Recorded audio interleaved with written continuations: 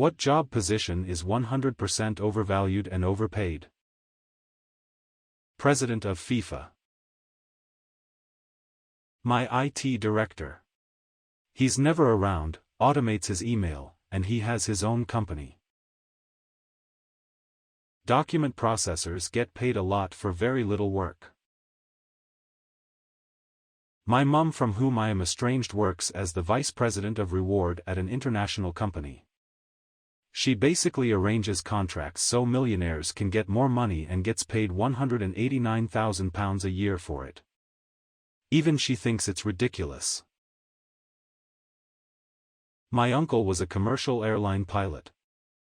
He described his job as vastly overpaid in normal circumstances and vastly underpaid in emergency situations. One night I babysat 3 kids for about 2 hours or so. The kids went to bed when I got there, and the parents had left dinner out for me, so all I did was eat their food and watch their TV and pet their dogs. When they got home, the mom paid me $100. I told her that was way too much. She slurred, "Don't worry about it, I'm drunk." And then I noticed her fly was down. So that was the most overpaid job ever, lol. Hospital CEOs. And actually almost all hospital upper management. There are so many layers of management that many of them barely step foot into a healthcare facility ever, let alone ever speak to a patient, yet all of them make 6, 7, 8-figure salaries plus mega bonuses. My hospital network CEO makes $11 million salary not including bonuses, which bothers me, but bothers me even more are all the board members and shit directly under him making nearly as much. It's hundreds of millions of wasted money paid to the people trying to screw staff out of good pay and screwing patients into paying big bills. My last job in college, before starting my career. I was an overnight shelter staff for transitional housing. Since these clients were basically back up on their feet by the time they arrived, they were pretty self-sufficient. I was paid about 25% higher than other night shift jobs I could get at the time, and on most nights all I had to do was make 1 pot of coffee. The rest of the time I could watch TV, play video games, do personal chores, etc. The one job that I know was better was their overnight sleeper, since we had to have 2 staff at all times.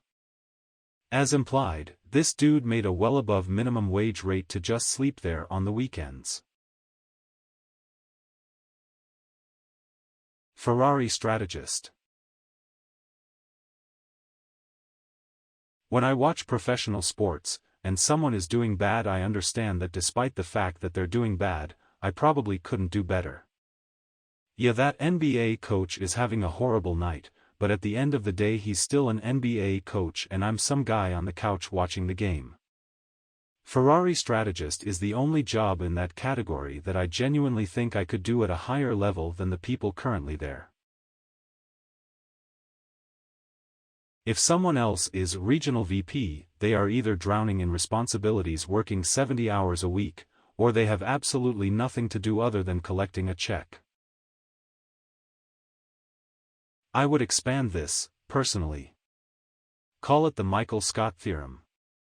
In any company of sufficient size, there is at least one layer of management that is completely useless, but kept around as a dumping ground for people who earned a promotion but really should have stuck to non-management work, nepotism hires. And people who definitely shouldn't have been hired but are kept around so the person who recommended approved hiring them doesn't get embarrassed. My lifelong best friend just got a regional VP job a month ago. And he's been trying to figure out WTF he's supposed to be doing because thus far his duties encompass replying to directing emails between facilities in his region. It's literally a job he could do with 1.5 hours of real, actual work per day, and the company is thrilled with his work thus far.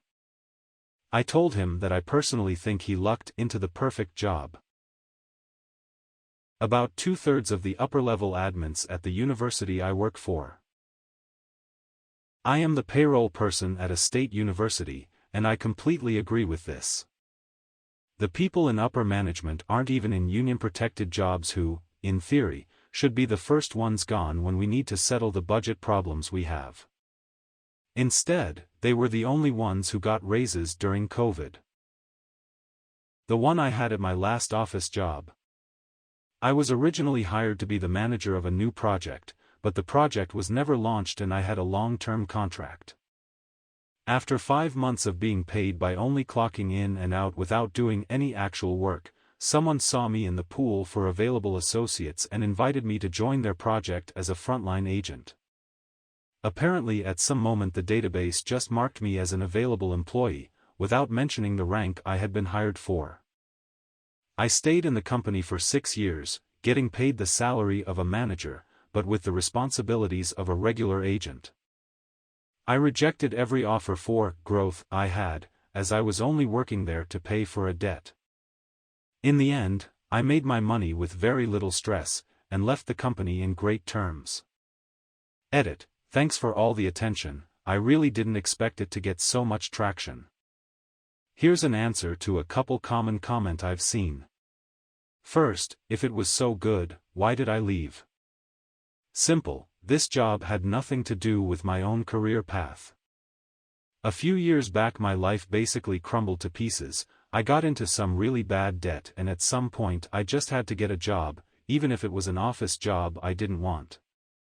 Worked for 2 years in another company before I was recommended for the position in the one mentioned in my post. The day my debt was paid off was the day I presented my 2-week notice and left in great terms. I was lucky to have a nice team around me. Second, no, I won't mention the company or project. It was as an analyst in a streaming app. What I actually did as a frontline agent was a hybrid of customer service and developer support, all text-based. Third, it was indeed a very fortunate set of coincidences and I took advantage as much as I could, but I left due to my own pursuit. I'm doing good with my own independent endeavor, and no salary will be more valuable than my own sense of accomplishment of making a living out of what I love doing. Cheers, Reddit. In-house legal for a corporation. I basically browsed the internet most of the day in my office, maybe reviewed 1 or 2 standardized contracts and occasionally sat in during a firing. I made $80,000 a year plus benefits.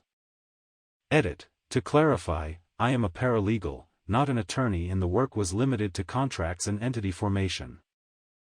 Hospital CEO or president of FIFA. Glad I got this vital information and am going to be raking it in easy from here on out.